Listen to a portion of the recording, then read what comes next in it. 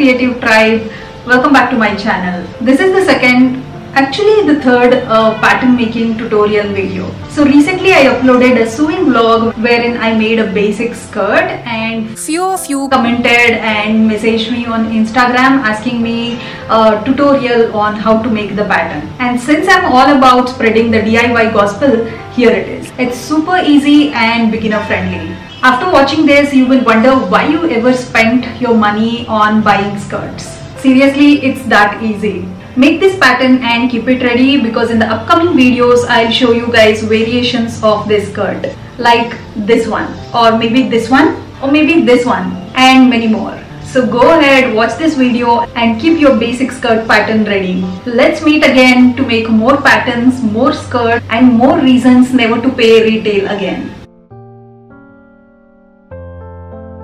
Alright, grab your measurement tape and your main character energy, because it's time to take some very flattering numbers. First up, waist. Mine's 29 inches, that's my high waist. Thank God I'm not making a low waist skirt, because no one needs to know what's going on down there. Next, hip. Wrap the tape around the fullest part of your bum. Mine's 40 inches. I used to blame genetics, but ever since Kim made it a trend, I have been walking like it's a personality trait. Then we have got hip length. That's the distance from your waist to the widest part of your hips. Mine is 10 inches. And finally, skirt length. I'm going with 16 inches because I like my skirt short, just like life. Let's turn these numbers into something fabulous. Take out some paper. Any paper will do. I'm using a good old grocery bag, because why spend money on fancy pattern paper when you can recycle? Hashtag middle class hacks. Fold it and draw a straight line at the top as shown. And make sure to mark everything using a pencil like a responsible sewist. I am using marker only because it will be visible for you guys. Now let's mark all the vertical points. First up, skirt length.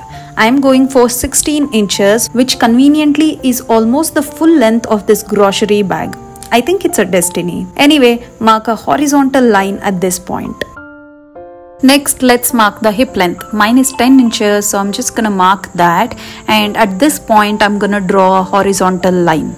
Now let's mark all the horizontal points, starting with waist. Mine's 29 inches and we divide that by 4 because we are only working on 1/4 of the pattern. And no, this isn't a math test, I promise. 29 divided by 4 gives me 7.25 inches, and I'm gonna add 1 inch for the dart because every waistline deserves a little shaping. So I'm gonna mark 8.25 inches at the waistline. Next up, let's mark hips. Mine is 40 inches. I'm gonna divide that by 4, which gives me 10 inches. And let's add half an inch for ease. So I'll be marking 10.5 inches. Now let's connect the waist point to the hip point and extend the line all the way to the hem. Here's where you can go creative and add more flair to the skirt if you want. The waistline is never straight, just like my life plans. So mark 1 centimeter down from the middle of the skirt and connect it to the side. This tiny dip gives your skirt that chef's kiss fit. Now grab your pencil and freehand a soft curve like you're sketching confidence, because your waistline deserves gentle curves. Alright, it's dart time. First, find the middle of your waistline and mark it. That's your dart center. From this point, go down 4 inches and draw a straight line. Now mark half an inch on either side of that center line and connect those points to the bottom of the line like a triangle of discipline. The final step is to mark 1 centimeter from the hemline corner and connect that to the middle point. And just like that, the front pattern of the skirt is ready. Give that a soft curve and go ahead and cut it out like you're cutting off unnecessary people from your life.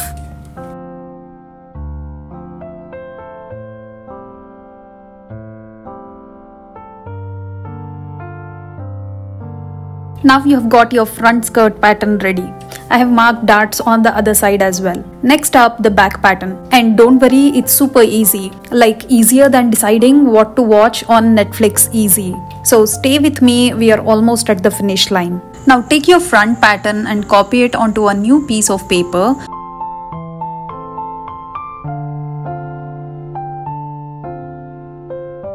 Around the hip line, extend it by 1 centimeter outward because your hips deserves to be comfy and not cramped.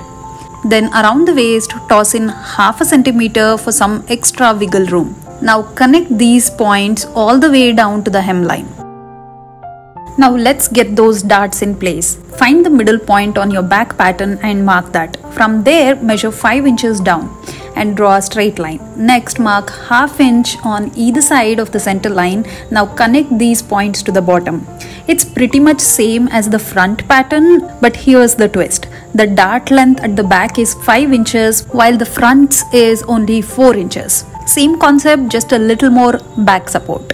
And just like that, you have got your back pattern. Simple, right? No drama, just pure pattern magic. While cutting the fabric, add 1 centimeter seam allowance on the sides and waist. And for the bottom hem, give it a full 1 inch seam allowance. I started by cutting the lining fabric first and then used it as a guide to cut the main fabric. Came in my life, I wanna see your face.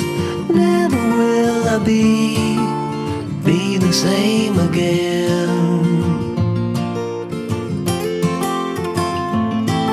First things first, dart. So sew them on both the front and the back for both the main fabric and the lining fabric. Next, place the front piece on top of the back and sew the right side. Don't sew the left side because that's where the zipper goes.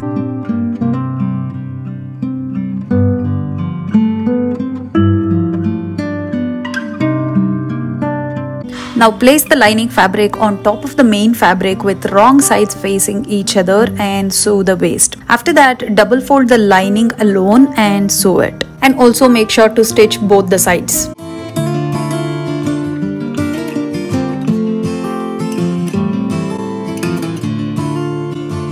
Now it's time to add the zipper on the left side. I have pinned it down till 8 inches.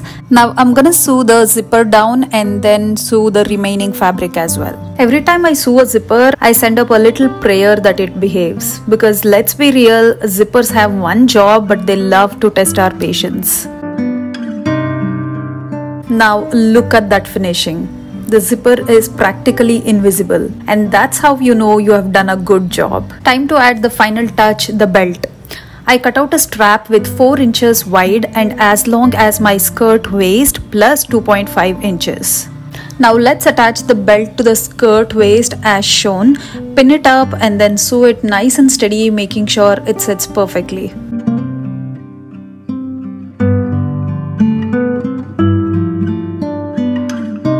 Now fold it once and pin it in such a way the seams are concealed.